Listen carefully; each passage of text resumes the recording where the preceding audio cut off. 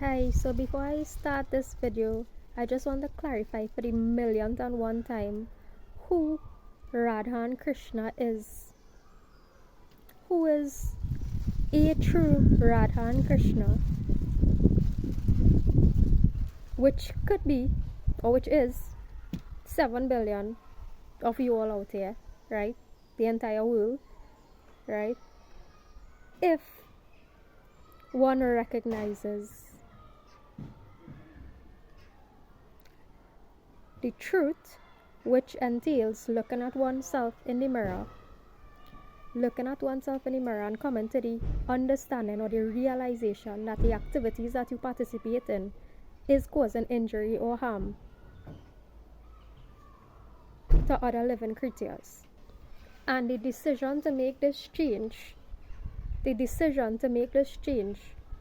for the welfare of yourself and for the general society in which you reside makes you a Radha or a Krishna, right? Radha and Krishna is not an idol, a deity, or a murti that you go to temple once a week and worship by performing arati, right? If you all are Hindus or even non-Hindus will know what arati is, waving the lighting a diya, waving that light over an idol or a murti, and then when you go back home the next day or even the same day, because temple finished, right? Temple done, right? And you leave God in the temple. You leave God in the temple. You lock God back in the temple. And you come back home and cook a nice curry duck and a bottle of white oak rum or punch and rum and sit down and enjoy your lunch after you lock back the Creator inside the temple where you think that he belongs. That is not any true Hare Krishna, Hare Rama worship, right? That is fake. That is what you call fake worship. False worship. False worship, right? So, as I say 1,000,001 times, the true Radha, the true Krishna, is the person who is willing to change their lives, not only for themselves, but for the benefit of the wider population in which we reside, right? It makes absolutely no sense that every Sunday morning you go into the temple and you wave an arati, you wave any light over a freaking idol, right? An idol.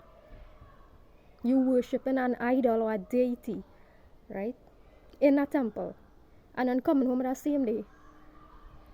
And boy, you enjoying the best curry duck, right? Or whatever is your favorite meat. It does not make sense by no logic or reasoning. The universe was created by using a particular order, right? And intelligence, and by no reasoning on the face of this planet, by no logic on the face of this planet, does that type of worship make any sense at all, right? You might as well just stay home, don't go to no temple, right? Because if you were engaging in the right action and you choose to go to the temple, whatever, that's your prerogative, right? If you choose to go and wave a light over an idol, that not cause no harm to anybody, frankly, and you could keep doing it, but at least do the right thing, right? Don't fool yourself, right? Don't delude yourself. Don't fool yourself into thinking that you are this religious person, you are the spiritual person by going to temple every day, and on the set day you coming home and cooking a nice curry duck. You're not making any sense, and you're not doing anything. You're not doing anything right by doing that, right? So, that being said, Om Jai Shri Radha, Jai Shri Krishna, Shri Radha Krishna Namah, Shri Radha Krishna Namah. Chandramukhi Chanchal Chit Chori, Sugar Savara Surat Bori, Shama Shama एक सी छोरी श्री राधा कृष्णाय नमः। ओम जय श्री राधा, जय श्री कृष्ण, कृष्ण कृष्ण श्री राधा कृष्णाय नमः। श्री राधा कृष्णाय नमः। पंचरंग चूनर केशरकारी पत पीतांबर मरकारी, एक रूप अनुपम छवि प्यारी श्री राधा कृष्णाय नमः। ओम जय श्री राधा, जय श्री कृष्ण, श्री राधा कृष्णाय नमः। श्री राधा कृष्णाय नमः। चंद्र चंद्रिका चम चम चमके, मोर मुकुट सिर दम दम दम के, युगल प्रेम रस चम चम चमके श्री राधा कृष्णाय नमः। ओम जय श्री राधा, जय श्री कृष्ण, श्री राधा कृष्णाय नमः। श्री राधा कृष्णाय नमः। श्री राधा कृष्णाय नमः। Welcome to this city, Plymouth City. ओम जय श्री राधा, जय श्री कृष्ण, श्री राधा कृष्णाय नमः। श्री राधा कृष्णाय नमः। चंद्रमुखी चंचल चित चोरी, सुगर सावरा सूरत बोरी, श्याम श्याम एक सी छोरी श्री राधा कृष्णाय नमः। ओम जय श्री कृष्ण, जय श्री राधा, श्री राधा कृष्णाय नमः। श्री राधा कृष्णाय नमः। GPS signal lost. GPS signal lost. पंचरंग चूनर केशरकारी, पत पीतांबर मरकारी, एक रूप अनुपम छवि प्यारी श्री राधा कृष्णाय नमः। ओम जय श्री कृष्ण, कृष्ण कृष्ण श्री राधा कृष्णाय नमः। श्री राधा कृष्णाय नमः। श्री राधा कृष्णाय नमः। राधा राधा कृष्ण कन्हैया, भव भय सागर पार लगैया, मंगल मूर्ति मोक्ष कन्हैया श्री राधा कृष्णाय नमः।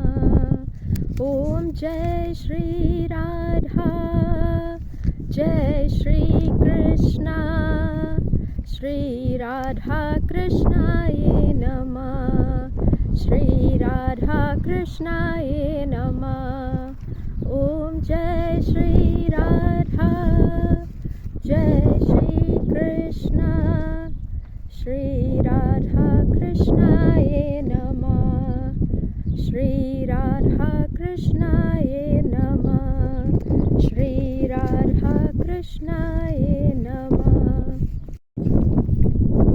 Hi, good morning all. So I decided to traverse into the city today on foot, walking.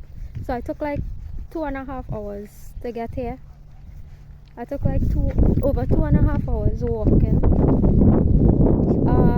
Could have chosen to take a bus or something, but I rather use my God-given faculties whilst I have them intact, right? Just like you should be using your God-given faculty of your voice to speak and to teach natural, especially if you are already aligned in some capacity or the other, you should utilize your God-given voice and your God-given and man-given phone and bring yourself online and teach the spiritual laws, right? So the next course that we will be teaching and learning, the next course that is going to be taught and learned is industrial sociology. Industrial sociology, one of my favorite courses. Actually a lot of courses in sociology are my favorite, but industrial sociology is particularly a favorite, right? Because it's where I get 3 sessions starting from today to really fuck up the most fucked up people on the face of the planet, right? Such as the police service throughout the world, right? So welcome to co-creating your reality. Welcome to your crash course in sociology. Welcome to Smeaton Tower, right? That's the name of this tower that I was standing in front of just now or behind. I don't really know the history behind it, but I'll check it out when I go home. So welcome to industrial sociology, also known as sociology of work. Sociology of work, right? In the sociology of work, we would have learned a lot about various theories and offshoots, theorists who inspired other theorists and all, right? Karl Marx would have given some nice insights about the workplace and alienation in the workplace, meaning how people feel in the workplace, being segregated from the product or the service that you're offering, being segregated from other workers, from your other co-workers, right? Being separated from your other co-workers and so on. Being separated from the process of the job itself, being separated from the outcome of the job, right? All of these are forms of types of alienation that Karl Marx identified. Now Karl Marx has his good and bad side to him, right? As I say, I used to hold him up as an idol for a very short period of time, and then I realized that he was just another one of the social engineers, right? Designed to mentally fuck with our minds, right? But there was certain truths to what he said. That's why we must learn to discern, right? To discern the things that we read and take in, consume, right? So Max Weber and all, who was inspired by Karl Marx, I believe, yeah. Max Weber would have spoken about. Max Weber is actually one of my favorite theorists because of this one quote. I read a quote once from Max Weber, and it was like it just stuck in my head since the day that I read it, right? But Max Weber would have talked about corporate bureaucracy, government bureaucracy, probably, right? Government bureaucracy, and how this really ties up the whole process of getting something done, right? Which is obvious in government, and it also happens in private organizations, but it's mainly in the bureaucracy in the government service makes everything lag and you can't get anything done, right? It just ties up the whole process in the benefit and the interest of those who run the service and the people who are really supposed to be benefiting from the service. If there's to be the intended cause, which is service to people, right? We don't get the service that we require because of bureaucracy, because of this bureaucratic systems that are in place to restrict us from truly getting the service that we deserve, right? So Max Weber would have talked about this bureaucratic process, right? And there was a quote that Max Weber said, as I was saying, which is one of my favorite quotes of all times, right? He used this quote to describe the society that we live in today, right? And I guess in terms of work and so on too, right? So there was a quote that he said, that we live in a world today in which there are specialists without spirit, right? So specialists, we have doctors, lawyers, engineers, heart doctor, cancer doctor, tooth doctor, foot doctor, right? So specialist, he said, we live in a world where there are specialists without spirit. All of these specialists work, right? Specialists without spirit, sensualists without heart, right? Meaning, there are a lot of people who lost in the world, who lost after things that they should not be lusting over, right? Sensualists without heart, but they don't have heart, right? Specialists without spirit, sensualists without heart.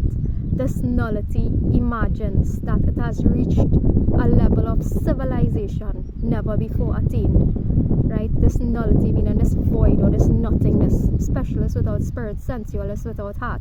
This nothingness or this void or this nullity, right? This nullity imagines that it has attained a level of civilization never before attained, right? Specialists without spirit, sensualists without heart. This nullity imagines that it has, falsely imagines that it has reached a level of civilization never before attained, right?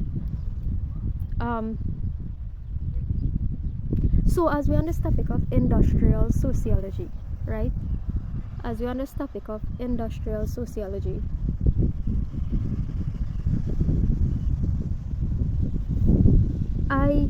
I remember in one of my previous videos I would have spoken about the government of the Republic of Trinidad and Tobago when I was working at the ministry, how they had, the permanent secretary at the time had rejected my application to go to India when I was the only one in the ministry actually qualified, and India was sponsoring the entire program and the entire trip, and all they had to put out was $2,000 and they wrote back and said they had no money, when just before they were sponsoring people to go Switzerland, England, US, all kind of thing, right? And I was denied my application to go to India when India was basically sponsoring the entire trip, right? But in hindsight, when I look back on that, everything happens for a reason, right? I am actually glad that the government did not approve of that application, because if I do travel to anywhere in the world like I am doing now, if I do travel to any country in the world, I want to be like this, right? Myself. I want to be myself. I don't want to pretend, right? I don't want to pretend to be beautiful, fake beautiful, makeup, high heel shoes, dress, work dress, suit, and a fake smile to go to a fake fucking conference, to fake talk to people, to fake that I am doing work, right? I rather go to a country and walk and explore and just wear my sneakers and be my fucking self, right? So I am not going to, I am glad, because if I am to go to India and to go to India for the first time, right? I don't want it to be under, deep down, I probably never wanted it to be under the conditions of government or government sponsorship or government generally, right? I would rather it not be under going to a fake conference to pretend that I am doing fake work like 99.9999 100% of you all do when you go to these waste of time, waste of resources, government conferences under the disguise of travel, which comes out from the public purse, right? Tens, hundreds, thousands, millions of taxpayers' money fund these large CEOs and government officials travel, right? You who are looking at this video right now fund the travel of government officials, right? And whilst they leave you to fucking suffer, right? Your taxpayer dollars are funding the travel of government officials all over the world, right? I have worked in the service and I have seen firsthand how this works, right? I have seen firsthand how this works and the amount of money that is wasted, right, on CEOs and government officials who could damn well afford to travel with their own blasted money, right? but they use the opportunity, the disguise of travel, right, and conferences to go all over the world, right, when they could just take time off from work or leave the damn work, right, and use their own personal money to travel, right?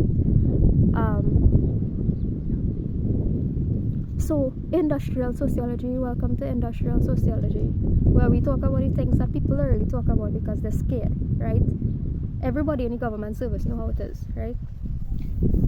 Everybody in the government service know how this works. People in accounts, people in HR, people in where the department I used to work, right?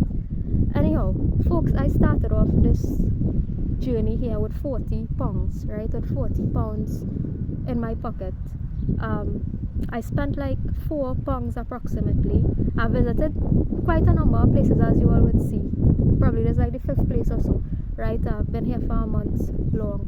I visited a few places on foot, and I'm down to £36 or so. Hopefully I will last the rest of my journey on my £36, right? I might just buy something to drink going back home because it's 2 hours and a half walk.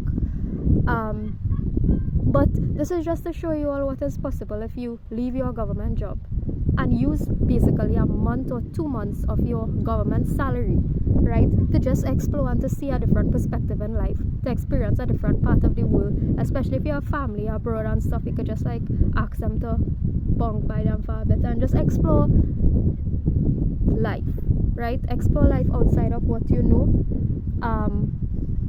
And it doesn't, contrary to what people think, apart from ticket money and stuff, you don't have to spend one set of money when you travel. Like I was saying, I started off my journey with £40, $400 TT, right? So far, been here a month, so far, I've personally spent on myself, which was 2 boxes of fruit, right, for £4, right? That's the money I've spent on myself, basically, right?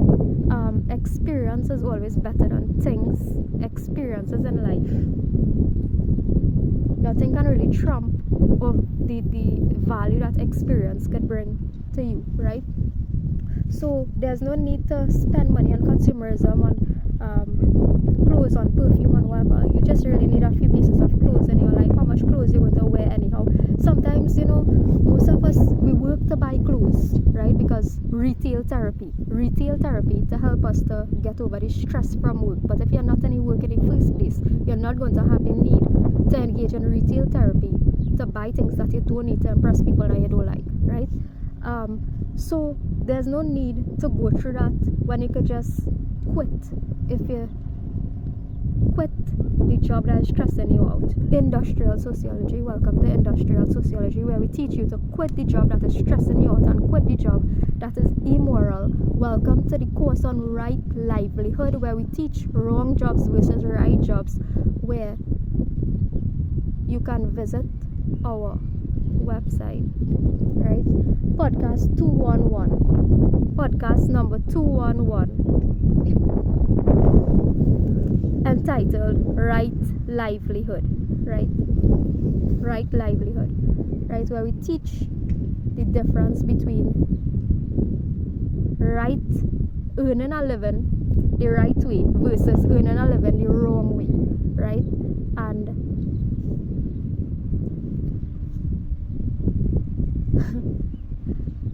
to end off this video, given that it's the anniversary of the police raid that happened at my home, I would just like to say, government is slavery. Yeah, so I end up getting this mineral water